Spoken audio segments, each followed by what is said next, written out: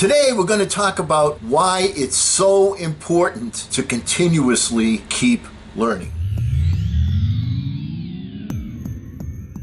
Hello again everyone, I'm Eli's dad from Project Eli, where we educate, lead, and inspire.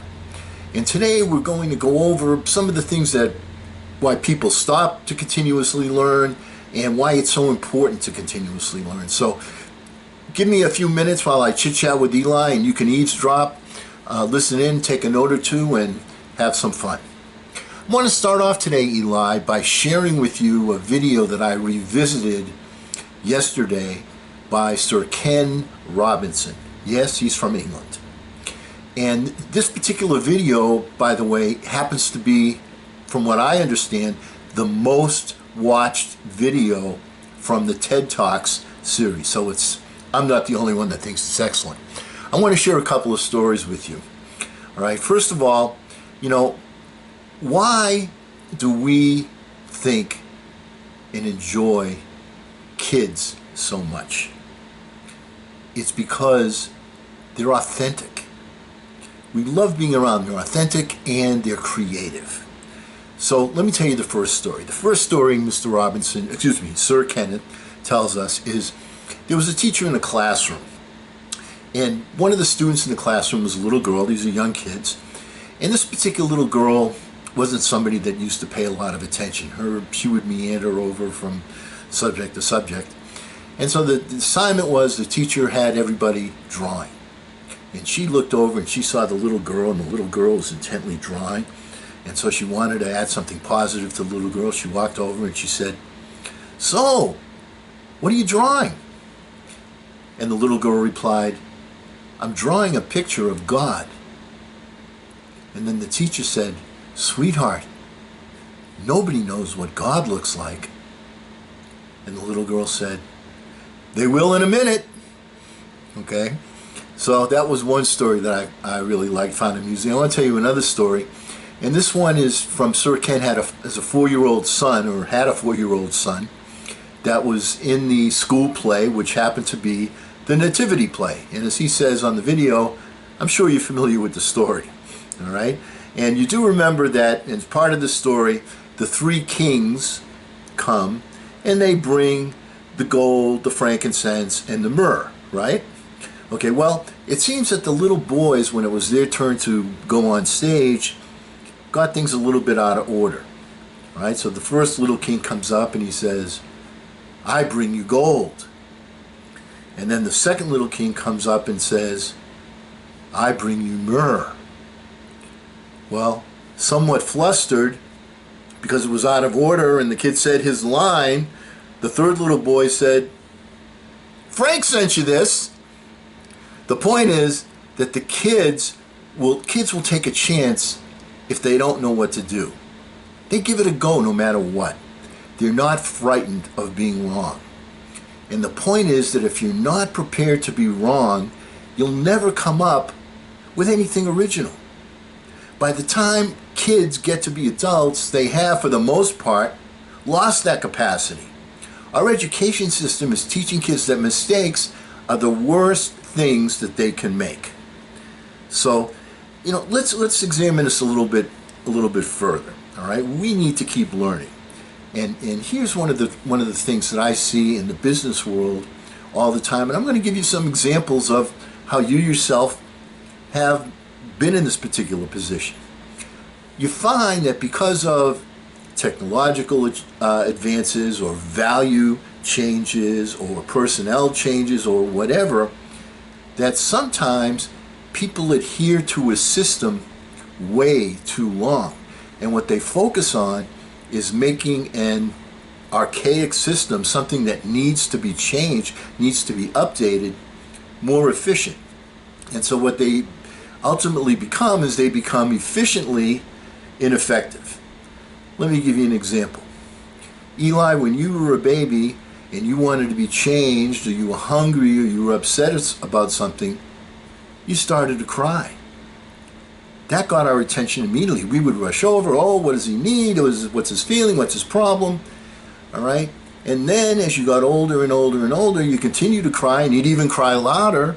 And what would we say? We'd say, "Hey, stop being a baby. All right, so the system that you used at one time to get our attention, to get us to do something for you, that ain't working anymore. So you needed to come up with a new system, all right, because that old one was efficiently ineffective. In business, all right, what are the trends that we're seeing in business? Well, first of all, we're seeing that more and more and more and more people are buying things online instead of going in person to a store. So what are, as examples, Walmart, Target, and most huge companies doing right now is they're focusing a great deal on their web pages, allowing people to purchase things that way. Now, there are advantages and disadvantages, but they're able to take a look and see the major advantages. One of the advantages is they don't have to store a big item. They can just call the manufacturer and say, I want this desk, as an example, shipped to 123 Main Street in Chicago, Illinois. They don't have to put it in a warehouse. It takes up less warehouse space. And if people get on the internet and they say exactly what they want, they put the color, they put, all that stuff is on there. How much labor time does that take? None at all. So, and also you see the same thing in terms of when you go to the checkout line.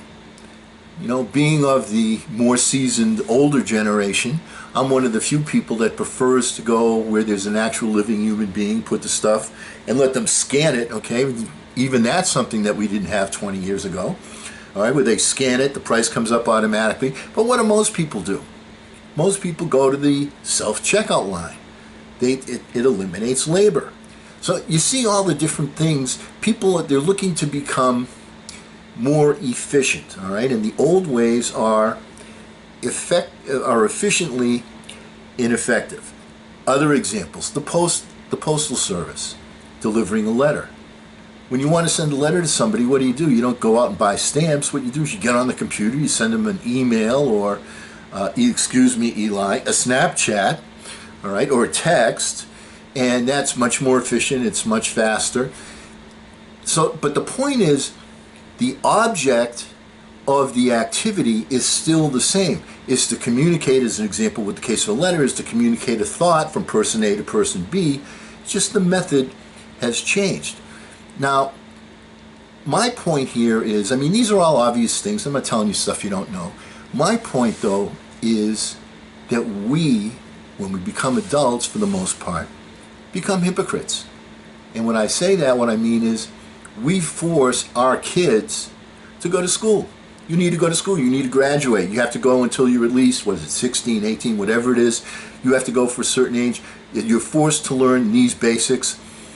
But here's the point. In society right now, the amount of knowledge doubles every 2.5 to 3 years. So if you graduated from MIT or Purdue or Caltech as an engineer, in 5 years, you're obsolete.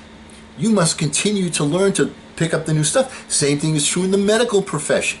There's new advances being made all the time. That's true in all facets of life. Now, statistics tell us that once people graduate from their highest level of education, be it high school, be it college, whatever, for the most part, they stop learning. They cut it off right there. They read, like, on the average, 2 books a year. 2 books a year, that's all they read. As opposed to when you look at guys like your Warren Buffett, your Bill Gates, they're famous for blocking off a large portion of their day, a couple of hours at least. I think I saw that Warren Buffett blocks off 3 or 4 hours a day just to read. What does that tell you? There's new stuff going on all the time. There's new things being invented. There's new technology. There's new philosophies. There's new everything. So what are you going to say to me now? You're going to say, Eli's dead. That's all well and good. Warren Buffett's a zillionaire. He can sit back in his mansion and read whatever he wants. He's got the time to do it. Well, we need to carve out time, and we need to turn our quantity time into quality time. What are you doing when you're driving from point A to point B? Listening to the news, listening to the sports channel, listening to rap music, all right, whatever it is you're listening to, why not take that same quantity time and turn it into quality time? And there's plenty of things on all sorts of media outlets where you can learn. You can learn a language. You can learn a language while you're driving your car. You know, another thing that relates to this is that's the bad news, you know, it's not necessarily bad news that knowledge is doubling, but it's the bad news from people that have reached their level of education and are not continuing onward. So what happens? What are some of the results? Well, because there is so much knowledge, there's so much to learn, we're creating a system of specific specialization. As an example, I had my hip replaced. I went to my GP, my general practitioner, and he said, you need to go see the orthopedic guy, right? If I had a heart attack, I wouldn't go see the orthopedic guy, I wouldn't see my GP, I would see the heart specialist. So because there are areas where people specialize. So find something that you like, find something that you love, and specialize in that. Because the old knowledge becomes, to be very candid with you, less and less relevant. I mean, we all know, supposedly, that pi equals 3.14159 ... But is that more important than knowing what kind of pie and scoop of ice cream your boss likes on his dessert? In today's times, probably not, because most things can be done by a computer. You don't need to know those numbers.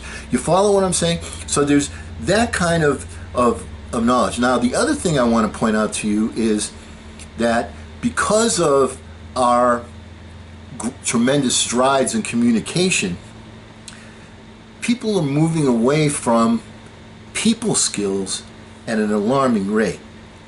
I mean, even dating right now, you know, you want to be an efficient dater. So what do? You go to a dating service and you look at all these different people and you say, oh, well, he's not that good looking, or, you know, she has her ears a little too big, or you start to become very, very shallow. Now, I'm not saying that, you know, dating services are wrong. I mean, I'm just giving them as an example of things where we're eliminating humanity, people skills from our lives. You can't go, I challenge you to go anywhere, to a restaurant as an example, or the subway, or the bus stop, or any place where you don't see people with their head in their phones. That's what they spend all their time doing that. They're distracting. They're, you know, when there's people right next to them. So we're losing those people skills, you know, and people are becoming also, you know, more sensitive with titles. All right, you know, back in, you know, the difference between you can't call them a secretary, now you're an administrative assistant. You can't call them a stewardess, now it's a flight attendant. You know, we're so focused on picking you in little things that the big elements tend to escape us.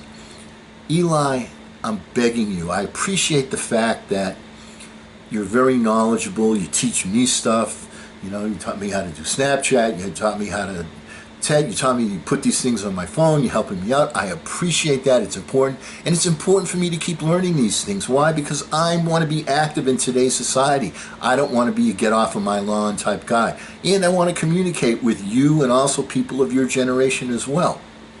But at the same time, let's not lose track of your basic people skills, of conversing with people, of saying hi to people, of a firm handshake, of a smile.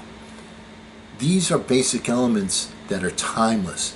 And I don't care how much technology you have, there's still going to be a factor. So my point is, we who are in the more seasoned generation must continue to learn to keep up. And you who are in the younger generation need to make sure that you retain some people skills, because you want to maintain your humanity. That's a critical element. Okay? That's all I have to say today. And because we will never end our meetings on a philosophical note, let's get out there and charge! I'm Eli's dad.